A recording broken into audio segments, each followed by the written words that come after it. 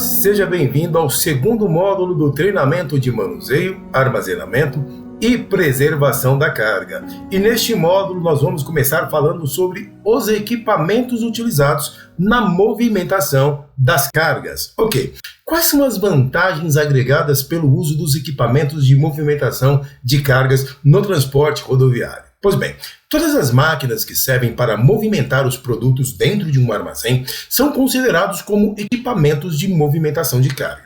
E eles podem ser de uso manual ou então automáticos. E o ideal é que sejam especificamente escolhidos. E isso porque a sua movimentação depende do espaço e do tipo do material ao qual a empresa está atuando, a empresa está trabalhando, está movimentando, ou seja, de acordo com as características da carga. No geral, a escolha dos equipamentos de movimentação de cargas certos podem ajudar a empresa a alcançar metas na sua logística, metas no seu desempenho do dia a dia. Como, por exemplo, ganho de tempo, maior qualidade no serviço, maior segurança para os envolvidos na atividade de manuseio, armazenamento e preservação da carga, diminuição dos custos operacionais e a otimização do processo, garantindo que agilidade em todo o processo de manuseio, armazenamento e de preservação das mercadorias. Alguns fatores importantes, por exemplo, fatores tanto quanto o peso do volume dos produtos e o grau de dificuldade para o manuseio das cargas são fundamentais para o processo logístico, mas vale considerar também que aspectos que envolvam a questão da qualidade de vida dos profissionais é de fundamental importância durante este processo. Questões como a ergonomia, por exemplo, garantem com que os operadores dessas máquinas e desses equipamentos não precisem fazer maiores esforços para poder realizar a movimentação da carga. E isso pode ser observado também na escolha dos equipamentos de movimentação de carga, já que alguns são desenvolvidos, ou seja, foram desenvolvidos especificamente para este fim. Fazer a movimentação da carga, fazer o carregamento da carga ou a descarga da carga, da mercadoria. As necessidades de pensar na movimentação da carga. As empresas que lidam com um volume maior de carga precisam se planejar muito bem em relação aos equipamentos de movimentação que ela vai estar utilizando. Assim como o foco do gestor responsável por esse segmento deve ser sempre de criar meios para tornar a logística empresarial mais dinâmica, mais ágil, ok? E é esse entendimento que pode fazer com que os mais diferentes tipos de procedimentos sejam variáveis dentro de uma empresa de transporte. E isso começa com a devida compreensão a respeito das funções e características de cada equipamento a ser utilizado, pois são eles que movimentam as cargas e por isso é importante que sejam devidamente escolhidos para atender às necessidades da empresa e garantir a segurança dos colaboradores que estão envolvidos ali nessa operação, evitando o máximo de risco de acidentes de trabalho e evitando também com que haja a avaria na mercadoria que está sendo movimentada. Os principais tipos de equipamento de movimentação de carga, em geral, são divididos em 3 categorias, ok? Sendo elas veículos industriais, os equipamentos de elevação e de transferência e transportadores contínuos. Então, são essas 3 classes aí, essas 3 categorias de equipamentos que são mais conhecidas dentro do segmento de transporte rodoviário e do segmento logístico de carga. Que são os veículos industriais? Os veículos industriais são entre os principais os de movimentação de carga. Vale destacar os chamados veículos industriais que, por sua vez, podem ou não ter um motor. Ele pode ser manual ou ele pode ter um motor denominado aí equipamentos de força motriz. E eles são úteis tanto para o processo processo da produção, quanto para o de armazenagem e movimentação da carga dentro da transportadora.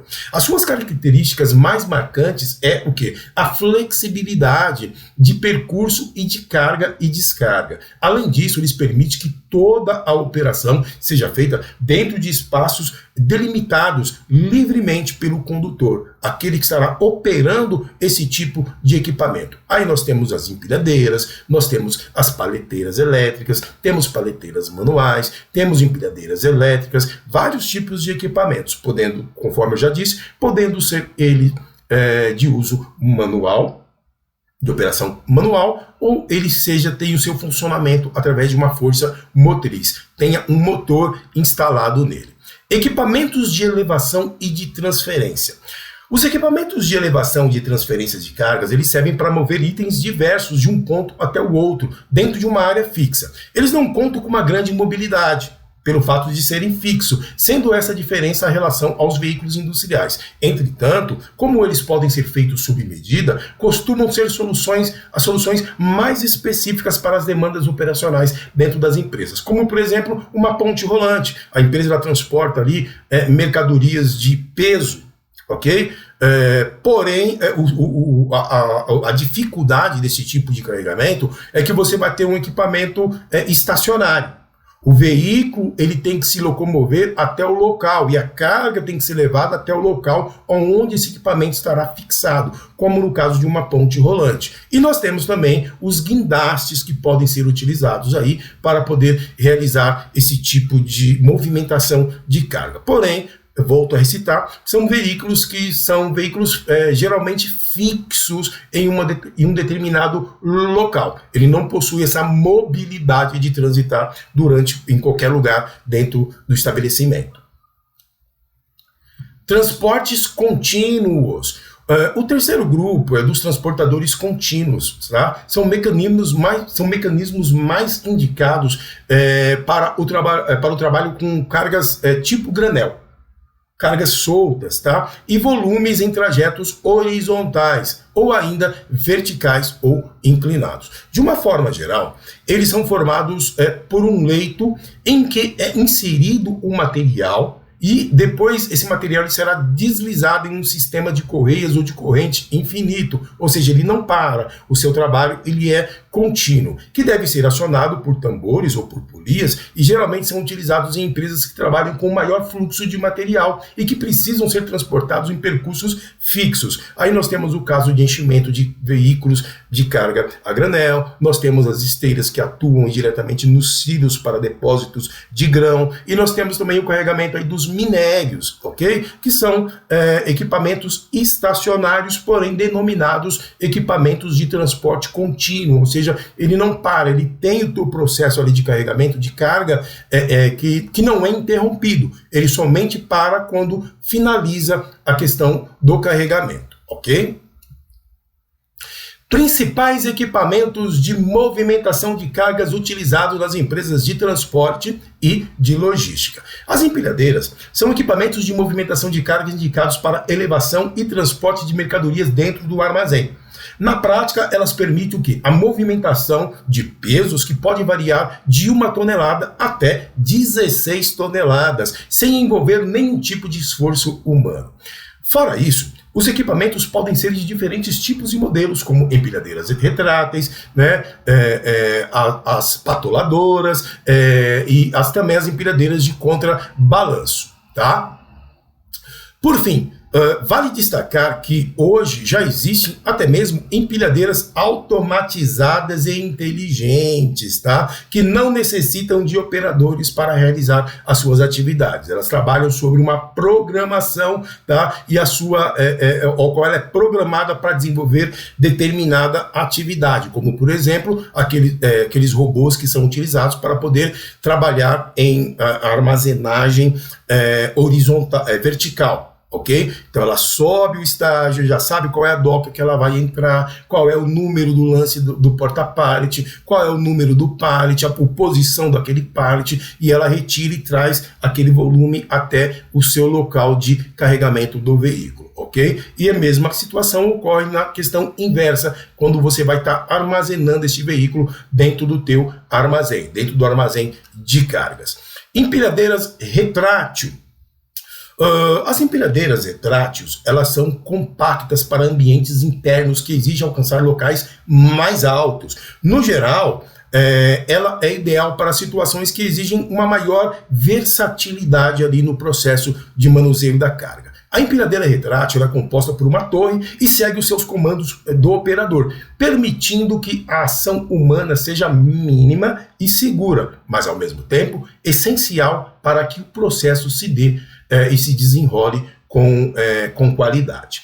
Além disso, ela também tem o diferencial de poder ser substituída de maneira relativamente rápida, caso ocorra algum problema, como por exemplo uma quebra, ok? E aí na imagem, um desses exemplos, tá?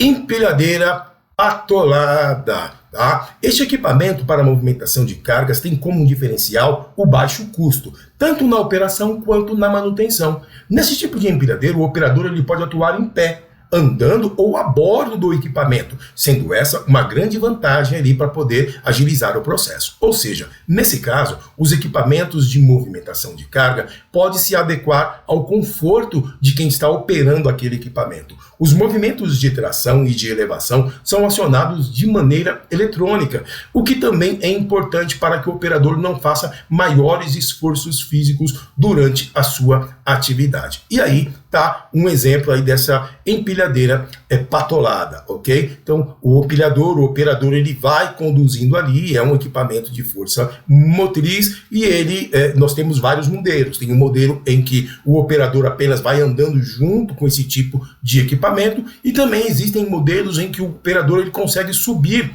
no equipamento. Existe ali, né, o estágio, né, o local, a base onde o operador consegue estar também em pé em cima do equipamento realizando ali as suas atividades de movimentação da carga.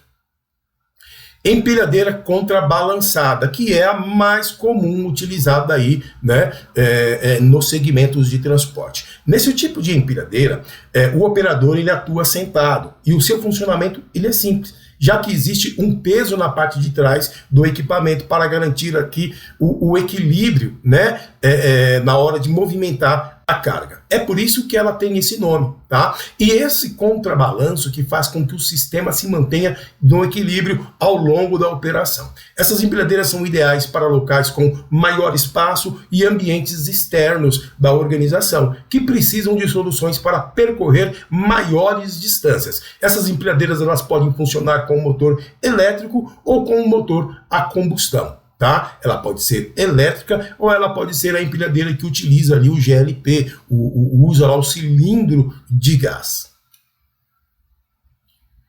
Nós temos também os transpallets. Os transpallets são equipamentos de movimentação de cargas que são indicados para o transporte horizontal da carga, o que diferencia ele das empilhadeiras. Em geral, são ferramentas que contam com rodas, permitindo o deslocamento de materiais com baixo custo agregado ali na sua operação. E existem dois tipos comuns de transpallets, também o manual e também o elétrico, tá? Então, o manual são aquelas paleteiras utilizadas corriqueiramente nas empresas de transporte, ok? Em que você tem ali o pistão hidráulico para poder fazer a elevação daquela carga e o operador ele vai ali empurrando, né, aquele equipamento, mas depende também aí de um esforço, determinado esforço físico do colaborador para poder locomover a carga de um espaço para o outro. Já os elétricos não despende de esforço físico do operador, né, no qual ela trabalha sobre os comandos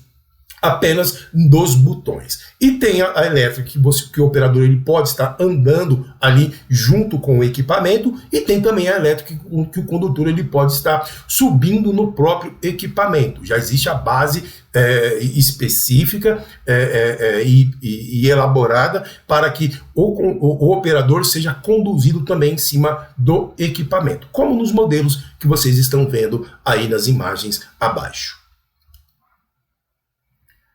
Temos também os guindastes, tá? Para cargas mais pesadas, é importante contar com equipamentos de movimentação de carga que sejam capazes de suportar um grande impacto de maneira recorrente, né? E é comprovado, os guindastes é um dos melhores exemplos disso. Na prática, como ele serve para a elevação e a movimentação de materiais mais pesados, é bastante comum em indústrias e na construção civil, sendo os tipos de equipamentos mais recorrentes, tá? A grua e a multiangular, tá? Que são os dois guindastes mais conhecidos aí no mercado, o denominado grua e o multiangular. E aí na imagem nós temos um exemplo deles. E aí nós temos os transelevadores, tá? Esse tipo de equipamento ele serve para a movimentação vertical da carga. E por serem equipamentos automatizados, eles são muito comuns no armazenamento automático dos pallets. No geral, nós podemos dizer que o seu grande diferencial ele está na automatização. Ok? E também no seu deslocamento e na sua grande capacidade de carga. Consequentemente, esse tipo de equipamento de movimentação de carga proporciona uma economia de tempo, custo e trabalho para os operadores. Pontes rolantes. Para produtos com maior peso que precisam ser manuseados dentro de uma área fixa, conforme já mencionei também aqui nesse treinamento, as pontes rolantes são equipamentos de movimentação de carga ideais para diferentes operações. Por exemplo, eles servem para uma elevação e uma transferência de uma carga, sendo muito úteis no transporte de produtos volumosos ou de produtos pesados, como, por exemplo, bobinas. Esse é um tipo de exemplo. Bobinas, carretéis, chapas de aço, né? Grandes volumes, ok? E como, por exemplo, materiais aí a granel.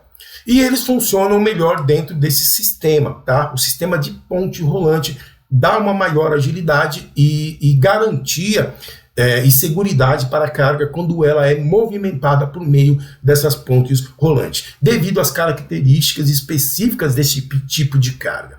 Consequentemente, esse tipo de equipamento de movimentação de carga proporciona a economia e tempo e custo também aí de trabalho para os operadores. Capacitação para operar os equipamentos de movimentação de carga. Tá? Conforme a NR11, transporte, movimentação e armazenagem e manuseio de materiais, todo o operador de máquina precisa ser qualificado. Nesse sentido, né, o operador obrigatoriamente precisa ter concluído algum curso profissional sobre o equipamento que ele atua, o equipamento que ele opera. Então, não é qualquer pessoa que pode, por exemplo, pegar uma empilhadeira e sair movimentando carga de um lado para o outro. Não pode. Ele precisa ter uma capacitação naquele equipamento e fazer o treinamento específico para o operador de empilhadeira. E deve ser realizado sempre uma nova capacitação para o operador a cada 3 anos, com uma carga mínima de 16 horas, sendo 8 horas de conteúdo do módulo 1 e mais 8 horas de conteúdo do módulo 2. O módulo que é o módulo teórico e o módulo 2 que é o módulo prático, conforme está definido lá no item 5.7 da NR11, ok? A NR11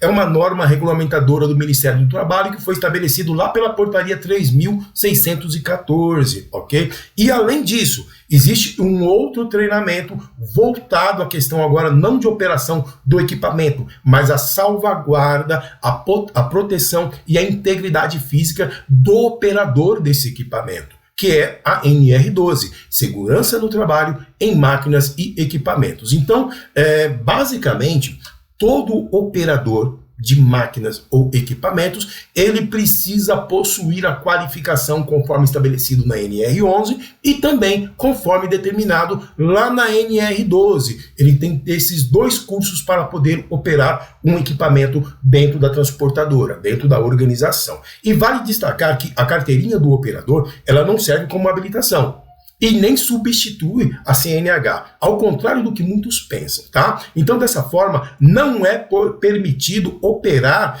equipamentos de movimentação de carga em vias públicas, tá? Somente com essa carteirinha. Não pode, de jeito nenhum, tá? De maneira alguma, ok?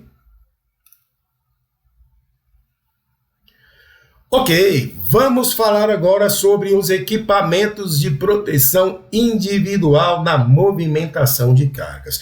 Item também muito importante, que deve ser levado à risca por todos os colaboradores que atuam no processo do manuseio, do armazenamento e da preservação da carga dentro da transportadora ou dentro aí do armazém logístico, ok? Equipamentos de proteção individual utilizados na movimentação de carga. Primeiramente, vamos entender o que é um EPI, equipamento de proteção individual, tá? Então, conforme a lei, considera-se como EPI o dispositivo ou produto de uso individual utilizado pelo trabalhador, concebido e fabricado para oferecer a proteção aos riscos ocupacionais existentes ali no ambiente de trabalho. Equipamento de proteção individual. A norma que trata do equipamento de proteção individual também foi estabelecida pela Portaria 3.614, é o denominado NR6. É essa norma que vai falar sobre o uso e a conservação dos equipamentos de proteção individual. E todo colaborador que atua na atividade de manuseio, armazenamento e preservação da carga, ele precisa ter o treinamento também lá na NR6, ok? Equipamentos de proteção individual, para aprender sobre o uso do equipamento, os deveres, as obrigações, as responsabilidades deles no tocante a esses equipamentos, ok?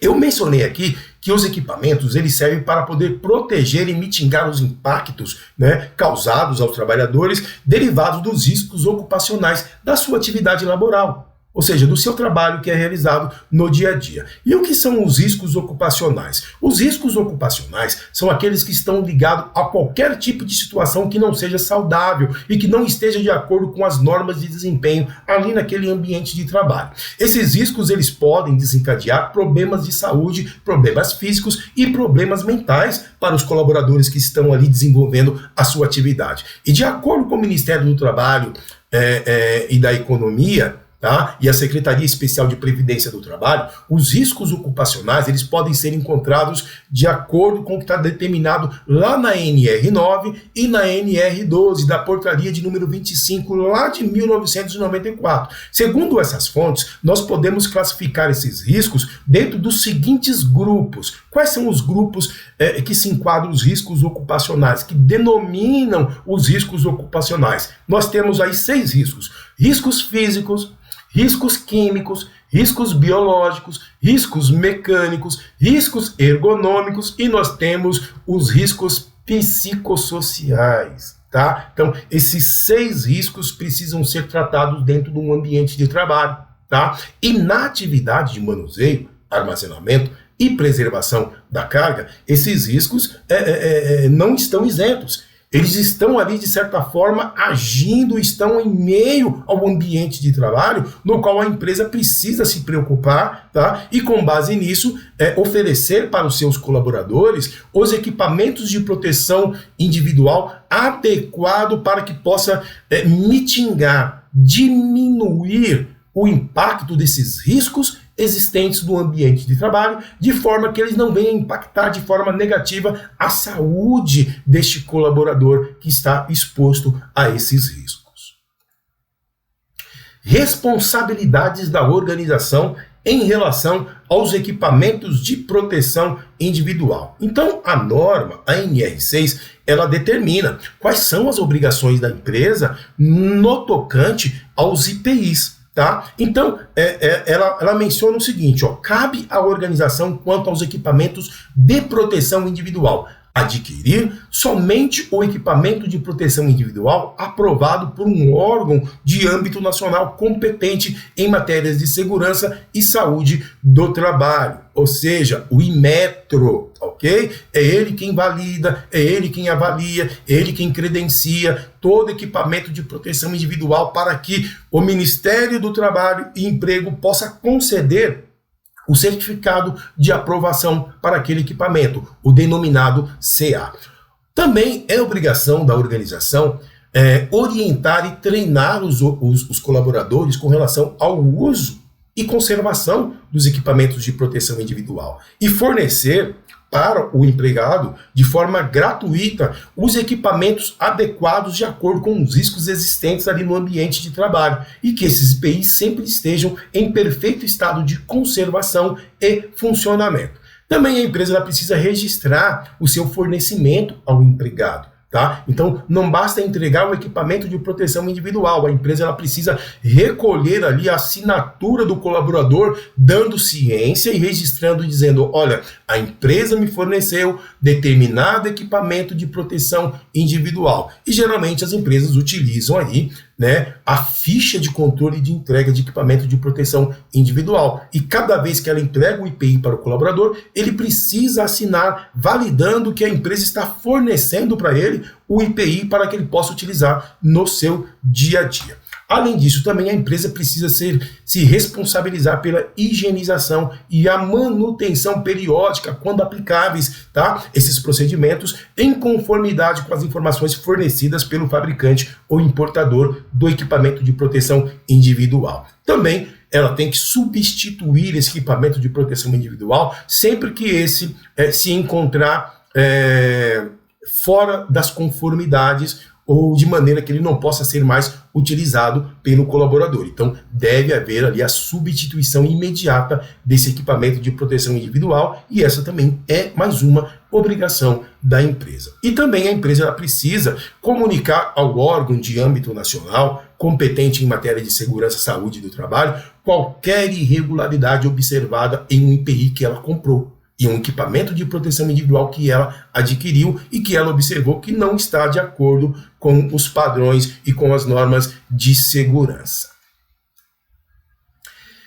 Também essa norma, ela traz as responsabilidades do trabalhador com relação ao equipamento de proteção individual. Então, as responsabilidades, elas não se limitam apenas à empresa, mas também você, colaborador, você tem os seus deveres e as suas responsabilidades no tocante aos equipamentos de proteção individual. Como, por exemplo, usar o equipamento de proteção individual que foi fornecido pela empresa e, às vezes, o colaborador ele fica ali relutando para não fazer o uso do equipamento de proteção individual, dizendo que o equipamento de proteção individual incomoda e até atrapalha ele na sua atividade laboral, no seu dia a dia de trabalho. Mas é importante entender o seguinte: todo equipamento de proteção individual que foi trabalhado, foi desenvolvido, foi elaborado, foi aprovado por um órgão competente, ele tem por finalidade preservar a sua vida. Você que está na sua atividade de manuseio, armazenamento e preservação de carga dentro de uma empresa de transporte no dia a dia, precisa ter a salvaguarda, a sua integridade física salvaguardada. E são os equipamentos de proteção individual que vão fazer com que os impactos, caso venham ocorrer sobre você, eles sejam mitigados, eles sejam diminuídos, né? E sejam diminuídos ao ponto de que você não seja impactado de forma severa. Ok? Então, é obrigado a usar o equipamento de proteção individual? Sim. O colaborador ele não pode, não é opcional. Eu uso se eu quiser. Não. A empresa forneceu porque existiu todo um estudo lá atrás nas atividades que ela desenvolve, a atividade que você está desenvolvendo, e é por isso que foi fornecido para você o equipamento de proteção individual, como, por exemplo, a luva, o sapato com bico de aço, uma luva de raspa, uma luva de vaqueta, um capacete, tá? Alguns exemplos aí de EPI que são utilizados aí na movimentação de cargas. Então, é obrigatório o colaborador está utilizando o IPI. Não tem negociação de não utilizar, ou possibilidade de não utilizar o IPI. E também utilizar o IPI apenas para as finalidades a que ele foi destinado. Responsabilizar-se também pela limpeza, pela guarda e conservação do IPI. Tem que cuidar do equipamento de proteção individual, pois isso também tem um custo. E isso acaba onerando a empresa, porque equipamento de proteção individual, ao contrário do que muitos pensam, né, tem custo. E tem um custo alto. E isso acaba impactando de forma significativa também a lucratividade da empresa.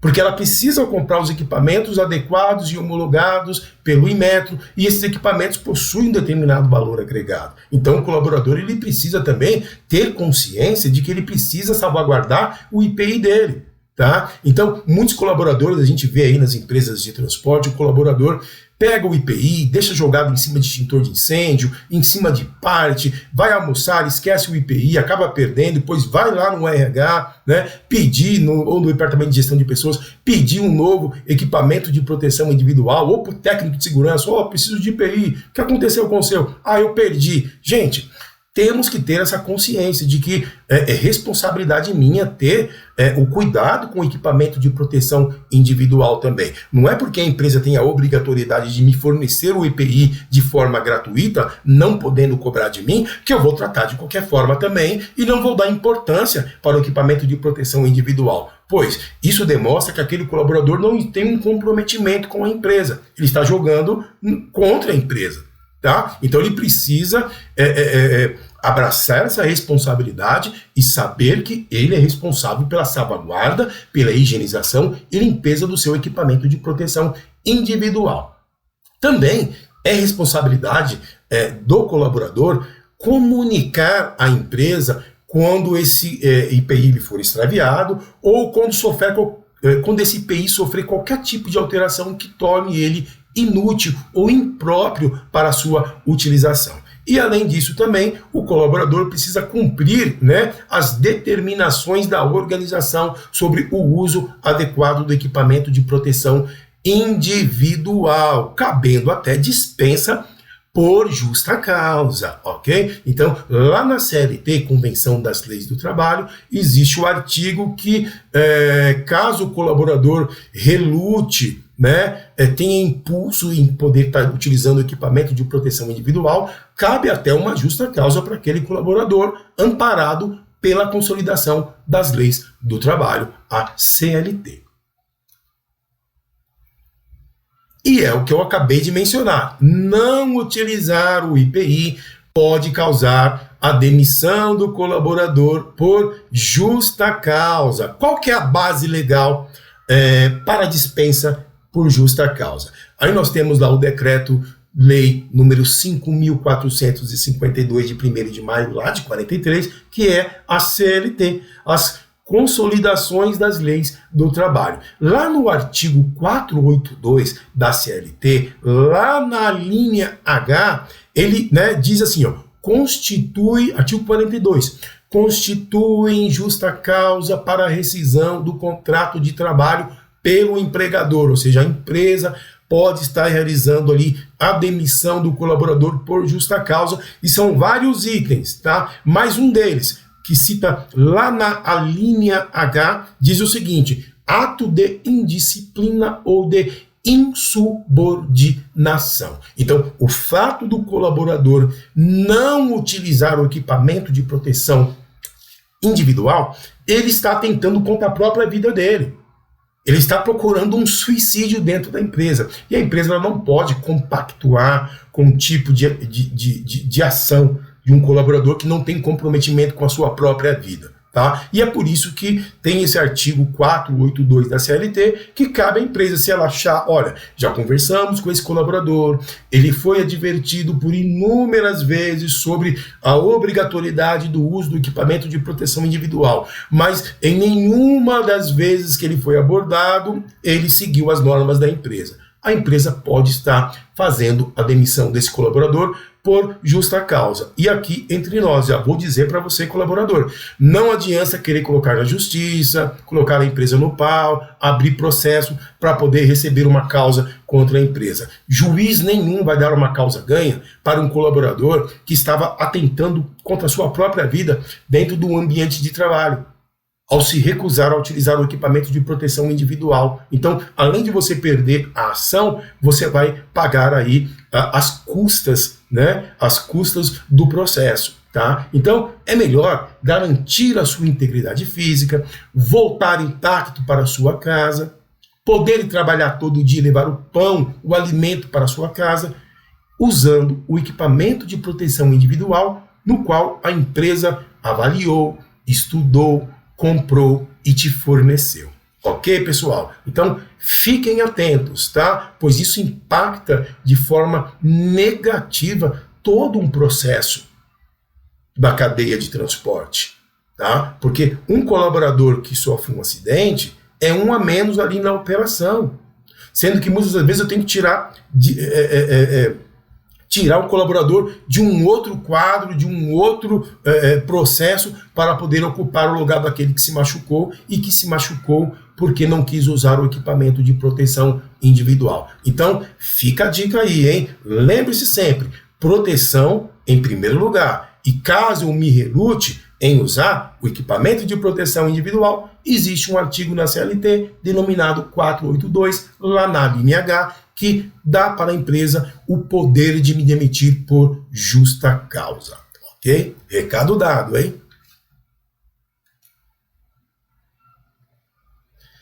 Ok, vamos falar agora sobre a unitização da carga. O que é unitização da carga? Ok, a unitização da carga é o processo que permite um melhor aproveitamento do espaço útil nos caminhões e também nos armazéns, além de melhorar a segurança nos processos de carga e descarga das mercadorias. As mercadorias de peso, formatos e tamanhos diferentes são reunidas em cargas de volume unitários, ou seja, iguais, com o objetivo de melhorar o aproveitamento do espaço útil lá do veículo ou do teu armazenamento, tá? De carga. E facilita o embarque e o desembarque, reduzindo custos com o transporte e minimizar os desperdícios, como, por exemplo, avarias, tempo de gasto com transporte e manuseio da carga. Então, a unitização da carga é fazer com que essa carga seja consolidada para que ela possa ser armazenada ou para que ela possa ser transportada. Aí nós temos vários métodos, tá, de unitização. Nós temos aí a unitização nos próprios pallets, nós temos unitização de cargas em gaiolas, que é muito utilizado aí no carregamento de carga fracionada para evitar a avaria da carga durante a movimentação e o transporte da mercadoria. Qual que é a importância da unitização da carga? A principal vantagem da unitização da carga diz respeito à padronização das cargas, e isso impacta em aspectos financeiros e comercial, para facilitar bastante as negociações entre o transportador e o embarcador, o tomador ali, o pagador do frete. Além disso, as operações ganham agilidade no manuseio e na estocagem das cargas. Dessa forma, a conclusão das atividades acontece de maneira mais rápida, impulsionando os resultados de toda a equipe, a performance de toda a equipe que está ali realizando o manuseio, o armazenamento daquela mercadoria. Um outro aspecto bastante positivo da unitização da carga é em relação ao espaço. Isso porque as cargas unitizadas demandam menos movimentação e menos espaço dentro do armazém. E nesse sentido, há menos gasto de movimentação e controle, né, dessas mercadorias dentro do armazém, bem como uma menor movimentação e manobra para o deslocamento das cargas. Por fim, a técnica gera uma redução de roubos e extravios, e isso porque é bem mais difícil desviar volumes unitários maiores do que pequenas cargas, tá? Então, o fato de você unitizar, segregar diversas cargas juntas, unificando em um único volume, isso dificulta também a questão até do próprio extravio da mercadoria, tá? Porque quando você tem cargas soltas para todo lado, no chão, né, cargas espalhadas ali, a probabilidade de você ter um desvio de uma mercadoria, ela torna-se maior. E quando você unitiza essa carga, transformando-a em um único volume, como por exemplo, uma carga paletizada e toda estrechada, tá? Isso dificulta manobras aí de furto dessa mercadoria. Então, isso é o denominado unitização da carga. O próprio nome diz, eu vou unificar o tipo de mercadoria, tá? E essa unitização, ela pode ser feita através dos filmes stretches, gaiolas, caixas de transporte, dentre outros diversos tipos de metodologias que podem ser utilizadas para poder garantir aí tanto a integridade física da carga, bem como a agilidade de movimentação dessa carga dentro da transportadora, dentro do armazém. A unitização de carga no transporte, tá? Nós temos aí que ela pode ser feita de duas maneiras distintas. Aí eu tenho a unitização de uma carga completa, que é encher aí o compartimento de carga inteiro com a carga de um único cliente, também denominado carga lotação, tá? Ela vai para um único cliente, eu tenho um único cliente que vai receber todos aqueles volumes. Então, isso também é uma forma de unitização da carga, que é o transporte lotação. E nós temos a carga consolidada, onde se ajuntam cargas de vários clientes para completar ali o compartimento de carga do veículo. A carga completa, ou seja, a unitização da carga, ela é feita utilizando diferentes produtos em um mesmo cliente. Dessa forma, o cliente ele vai receber os seus produtos unificados em um mesmo transporte. Já a carga consolidada, tá? A unitização da carga é feita misturando produtos de clientes diferentes, com a união de diferentes produtos e pedidos em uma única manufatura, tá? E o preço do frete ele acaba sendo até menor. Para que essa opção seja vantajosa para ambas as partes, tanto o cliente como o transportador, é necessário que o destino dos produtos sejam próximos um do outro para que haja aí um ganho deste valor agregado, tá? Mas a forma de unitizar é justamente isso aí. Eu posso fazer a unitização da carga para um cliente direto, ou eu posso fazer a unitização de cargas fracionadas, consolidando diversos embarcadores e diversos destinatários.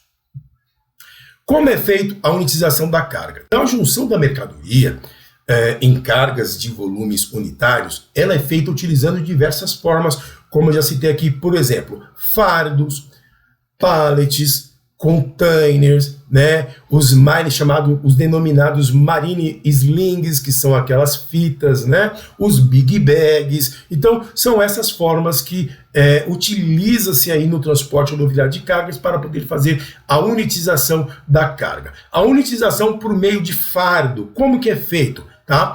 A unitização por meio de fardo é uma das formas mais comuns utilizadas na unitização de carga. Ela é realizada através de equipamentos como enfardadeiras automáticas que unem os produtos e embalagens, unificando essas embalagens, o que ajuda a reduzir volumes, facilitando a organização da mercadoria dentro do compartimento de carga e também dentro do armazém. Além disso, os fardos dão sustentação aos produtos e mantêm as mercadorias firmes, facilitando o manuseio e a movimentação delas. Uma das principais vantagens de utilizar os fardos é que podem ser moldados em diferentes tamanhos, sendo uma opção flexível e versátil, atendendo aí diversas áreas. As enfardadeiras, elas são ótimas ferramentas que ajudam a proteger o produto, além de otimizar todo o processo logístico, né, de empacotamento, reduzindo aí o tempo e gasto de mão de obra necessário para esse processo de manuseio, armazenamento e transporte da mercadoria. Aí na imagem você vê alguns exemplos aí de fardos, ok?